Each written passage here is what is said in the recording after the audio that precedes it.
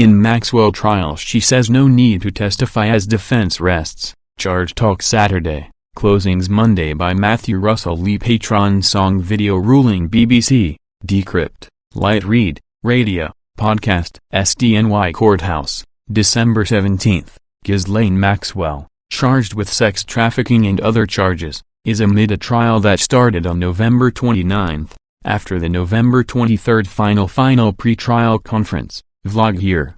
On October 29 and again on November 12, Maxwell and the U.S. Attorney's Office for the Southern District of New York filed a flurry of motions in limine, heavily redacted. The government argued that trial exhibits are not public and will be withheld. Inner City Press opposed and opposes the continued secrecy. And CDC op-ed here. On December 16, after a 3-day hiatus as Judge Nathan went to D.C. seeking to D-Circuit seat, Maxwell's defense began, with her executive assistant Simerly Espinoza. Inner City Press live tweeted here, 8:45 a.m. live stream here, podcast here. On the afternoon of December 17, the defense rested, and Ghislaine Maxwell said there was no reason for her to testify because, she said, the government had not proved its case beyond a reasonable doubt. After Eva Dubin, Inner City Press live tweeted here, podcast here, midday live stream here. Eva, I can't remember things from last month. Maxwell's lawyer,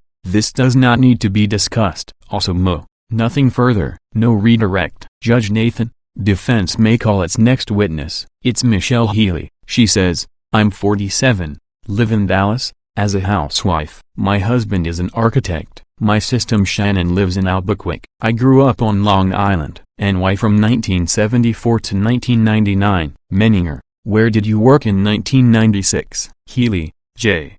Epstein and Company. Healy, I went to Zorro Ranch. My sister was working there. Maxwell's lawyer, were you ever involved in any group sexualized massages with Jane? Healy, absolutely not. Cross, Osakomi, are you the only Michelle in the world? Michelle Healy, I hope not. Osa, never flew on Epstein's plane. Healy, number. Osa, nothing further. In court with jury out, Maxwell's lawyer pushing to have Nag's head pub witness testify on Monday. Judge Nathan, I always say, I have so many bridges to cross. I cross the bridge that is in front of me. Maxwell's lawyer, we want to put in property records about stand-up use, too. They are self-authenticating. Judge Nathan, what do we have after lunch? Maxwell's lawyer, we'll try to work out the other steps. Judge Nathan, so, no more defense witnesses? I'm going to spend my remaining lunch hour reviewing Kelly. Also, if not Monday morning, it's too late. Judge Nathan,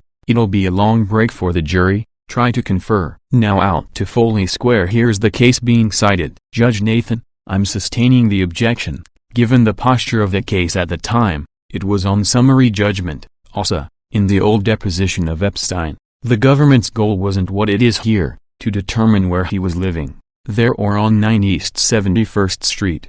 Now, allocution. Judge Nathan, Ms. Maxwell, please rise. The decision to testify or not is your decision. Do you understand? Maxwell, Your Honor, the government had not proved its case beyond a reasonable doubt, so there is no need for me to testify. Now stipulations being read into the record including, Annie Farmer's boots were seized by the FBI on June 29, 2021. Also, when the Lion King opened. And that Dominique Hypatite would testify that the Palm Beach school maintains records. Roberts, Maxwell's lawyer, at this time the defense rests. Also, the U.S. has no further case. Judge Nathan, jurors, you'll hear closing arguments, then I'll instruct you on the law and you'll begin deliberations. Monday, I ask we start 9 a.m., and it's possible he'll go to 6. Judge Nathan, continue following my instructions. No communications with each other anyone else about the case. Keep an open mind until summations and my instructions. Be cautious out there. I want to see everyone back here Monday at 9. All rise. Jury leaves. Judge Nathan, I'll get you a draft of the charge by 6 p.m. and we'll meet here at 9 a.m. for the charging conference. Also, who should be reach out to about logistics? Judge Nathan, we'll have some staff here over the weekend for the charging conference. Inner City Press at Inner City Press. Judge Nathan, see you tomorrow morning, Saturday. Adjourned on December 10th, leading up to the U.S. resting of its case. Annie Farmer was cross-examined. Then her ex-boyfriend and mother testified. Inner City Press Live tweeted it here, podcast here, stand up, Mac's sister, and circus. Again, where is the press opposition to all this sealing? And the decision maker? Inner City Press is covering the trial, and all that comes before and after it. Court case cast and Song I, Song 2, Song 3, 5th Song, November 27th Song, December 4th Song, and now December 11th Song.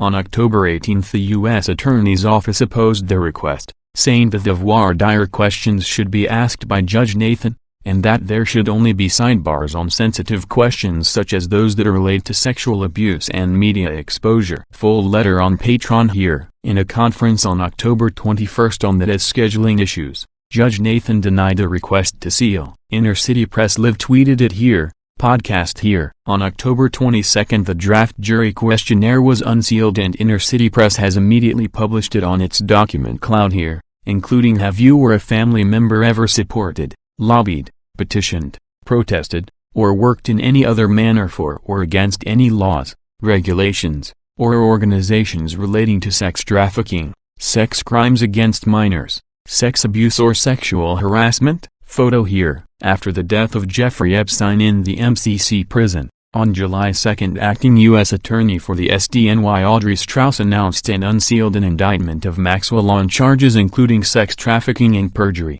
Inner City Press went to her press conference at the U.S. Attorney's Office and asked, doesn't charging Maxwell with perjury undercut any ability to use testimony from her against other, bigger wrongdoers? Periscope here at 23:07. Strauss replied that it is not impossible to use a perjurer's testimony, but how often does it work? At 3:30 p.m. on July 2 Maxwell appeared in the U.S. District Court for the District of New Hampshire, before Magistrate Judge Andrea K. Johnston. Inner City Press Live tweeted it here. Also Live tweeted bail denial of July 14th. Here, in the July 3rd media coverage of Maxwell, media all of the world used a video and stills from it of Maxwell speaking in front of a blue curtain, like here.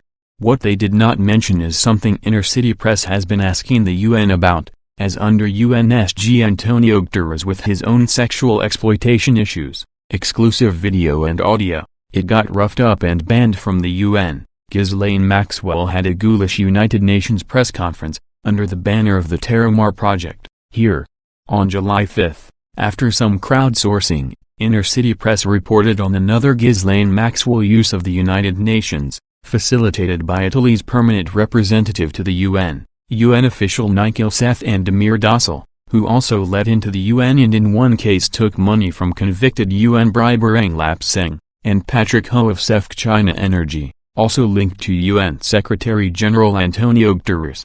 At the Ghislaine Maxwell UN event, the UN Deputy Secretary-General was directly involved. List of some of the participants on Patreon here. Inner City Press has published a phone of Maxwell in the UN with Dossal, here, but the connection runs deeper. Dossal, with 25 years of UN involvement, was on Terramar's board of directors, one of only 5 directors, only 3 not related to Maxwell by blood and name.